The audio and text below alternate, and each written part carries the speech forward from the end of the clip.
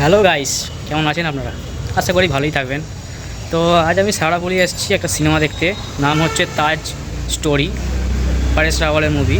আর খুবই কন্ট্রোভার্সিয়াল একটা মুভি আছে। প্রথমে আমি আপনাকে ব্রিফলি বুঝিয়ে দিই মুভিটা কী নিয়ে আছে। তো পরেশ রাওয়ালের যে ক্যারেক্টার, উনি একটা গাইডের রোল করছেন, যিনি তাজমহলে 30 বছর ধরে মানুষকে গাইড হিসেবে তাজমহল ঘোরান এবং তাজমহলের বিভিন্ন ইতিহাস নিয়ে বলেন। এখানের মধ্যে একটা ব্যাপার হচ্ছে, উনি যেহেতু এত বছর ধরে কাজ করছেন, তো উনি তাজমহলের অনেকগুলি সিক্রেট জানেন, যে সেই সিক্রেটগুলো উনি বাইরে আনতে চাইছেন। আর তাকে নিয়ে এত কন্ট্রোভার্সি হচ্ছে যে তাজমহল অ্যাকচুয়ালি শাহজাহান বানিয়েছিল না তার আগে থাকতে এক্সিস্ট করছে, তার কিছু প্রমাণ আছে, তাজমহলের নিচে কী আছে, এই নিয়ে একটা কনস্পিরেসি চলছে। তো এইটা নিয়ে পুরোটা মুভিটা আছে। এবার এই জন্য ওনাকে বদনাম করা হয়, ওই জন্য কোর্টে উনি কেস করে দেন। দেখবো যে কেমন মুভিটা বানিয়েছে। অলদো মুভি দেখে কোনো কিছু জাজ করা উচিত নয়।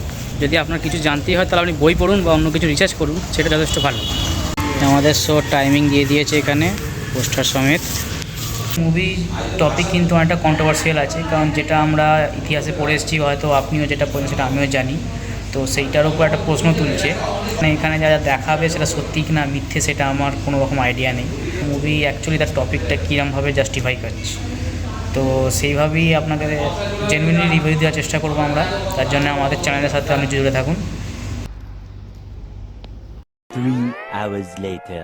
তো মুভি দেখে আমি বাড়ি চলে এসেছি। মুভি নিয়ে কিছু কথা বলা যাক। মুভির ভালো অ্যাসপেক্ট যেটা আমি বলবো, পরেশ রাওয়ালের ক্যারেক্টার অবশ্যই আপনার ভালো লাগবে। উনি অ্যাক্টিং ওয়াইজ তো যেমন আপনি ও মাই গড যদি দেখে থাকেন তার মতো লাগবেই, কারণ পরেশ রাওয়াল ছাড়া আর কারোর অ্যাক্টিং অতটা পিকে যায়নি। পিক আমি বলবো না, উনি অ্যাক্টিং নিজের মতো করে ঠিকই করেছেন, কিন্তু বাকিদের অ্যাক্টিং ওই ওরকম মতো লাগছে আর কি। আর সেকেন্ড আবার হচ্ছে যে কনসেপ্টের ওপর মুভিটা বেরিয়েছে, মুভিটা কনসেপ্ট যথেষ্ট ভালো করেছে, কিন্তু সেইভাবে এক্সিকিউট করতে পারিনি। কিছু কিছু জায়গায় খামতি মনে হয়েছে। আপনার যে কোর্টরুম ড্রামাটা হচ্ছে, আমার মনে হচ্ছিল যেন পুরো একতরফা পরেশ রাওয়ালের দিকেই পুরো যুক্তিটা যাচ্ছে। ওনার অপোজিশনের যিনি আছেন, যিনি সব কিছু প্রমাণস্বরূপ দেখাচ্ছেন যে আসলে তাজমহলের হিস্ট্রি যেটা আমরা পড়ে এসেছি সেইটাই, ওনার দিক থেকে অতটা পোক্তা কিছু মনে হয়নি। উনি যা দিচ্ছেন সবই ওপর দিচ্ছেন। আর পরেশ রাওয়ালের ক্যারেক্টার মানে পুরো বলো সেই রোস্টিংয়ের মতো ওনার খালি রোস্ট করে যাচ্ছে। এখানে মনে হয় 7 থেকে 8 বার আপনার হিয়ারিং আছে, তার মধ্যে তিন নম্বর থেকে 5-6 নম্বর হিয়ারিং পর্যন্ত গ্যারান্টি দিয়ে বলতে আমি হাসবেন, যেমন একটা সিরিয়াস ড্রামা থেকে হঠাৎ করে সেটা কমেডিতে চলে গেছে। পরেশ রাওয়ালের ক্যারেক্টার ফার্স্ট থেকে এন্ড পর্যন্ত ওই ব্যক্তিকে খালি রোস্ট করে গেছেন। একটা যে কনসেপ্ট আছে, কনসেপ্টের জন্য আমি দেখতে গিয়েছিলাম কীরকম করে। বিশেষ করে আমার কাছে কোনো সোর্স মেটেরিয়াল নেই, কতটা সত্যি কতটা মিথ্যে আমি জানি না।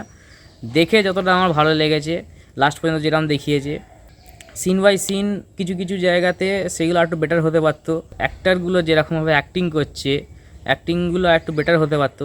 যে লয়ারকে পরেশ রাওয়াল হায়ার করছে ওনার কেস লড়ার জন্যে, ওনার বাড়িতে থ্রেট দেওয়ার জন্য ওনার বাড়ির কুকুরটাকে দুষ্কৃতীরা মেরে দেয়, কিন্তু ওখানে কোনো ইমোশনেই সেরকম বেরোয়নি যে একটা ভয় বা একটা ইমোশান সেইভাবে প্রকাশ পাচ্ছে না। বিশেষ করে ওনার ছেলে না মেয়ে হবে কাঁদছেন কুকুরটার প্রতি, কিন্তু সেটা ফেক মনে হচ্ছে। এবার এইটা আবার কী ধরনের অ্যাক্টিং তো বা বুঝি না। এবার দেখে তো যে কেউ বলবে এটা ফেক হচ্ছে। যা যা প্রমাণগুলো দেখানো হয়েছে সবই কিন্তু বইয়ের ওপর দেওয়া আছে, মানে যে এই বইতে এই লেখা আছে, ওই বইতে এই লিখেছে, ওই লিখেছেন, ও লিখেছে, সবটাই এরকম। অনেক কিছুই দেখিয়েছে। শাহজাহানের যে সিনগুলো ছিল, আপনার তাজমহল তৈরি হয়েছে, অনেক কিছু সিন ছিল যেখানে ক্যানিবালিজম দেখিয়েছে। ক্যানিবালিজম যদি না জেনে থাকেন তার মানেটা আমি এখানে দিয়ে দিচ্ছি। তো এই সিনগুলোকেও দেখিয়েছে সেইভাবে, হয়তো আপনার একটু গোল লাগতে পারে না, আপনি আপনার ফ্যামিলিকে নিয়ে যেতে পারেন। কোনো সেরকম উল্টাপাল্টা সিন নেই যেখানে আপনার অকওয়ার্ড মনে হবে। মুভি আমি বলবো অতটা বোর করে না, কিন্তু লাস্ট পর্যন্ত গিয়ে একটা মনে হবে যে অনেকটাই যেন টেনে নিয়েছে মুভিটাকে। পরের হিয়ারিং করে একটা মানে টেনে নিয়ে অনেকটা এগিয়ে নিয়ে চলে, যেটা অ্যাকচুয়ালি করা উচিত ছিল না। কিন্তু হ্যাঁ, মুভিটা যাই করুক নাই করুক, একটা প্রশ্ন ছেড়ে যায় প্রশ্ন করার জন্যে, তো সেই প্রশ্ন সারা জীবন থেকে যাবে। তো বাই দ্য ওয়ে, রিভিউ এই পর্যন্তই ছিল। আপনারা কমেন্ট করে বলুন আপনারা কি দেখতে যাচ্ছেন কি না, আর আপনাদের কেমন লাগলো আমাদের রিভিউ। এরকম মোর রিভিউ দেখার জন্যে আর মোর আমাদের কন্টেন্ট দেখার জন্য আমাদের চ্যানেলকে সাবস্ক্রাইব করে নেবেন, লাইক শেয়ারও করে নেবেন। আপনাদের সাথে দেখা হবে কোনো নতুন কন্টেন্ট আর কোনো নতুন রিভিউ বা নতুন কোনো ভিডিও নিয়ে। ততক্ষণের জন্য বাই বাই।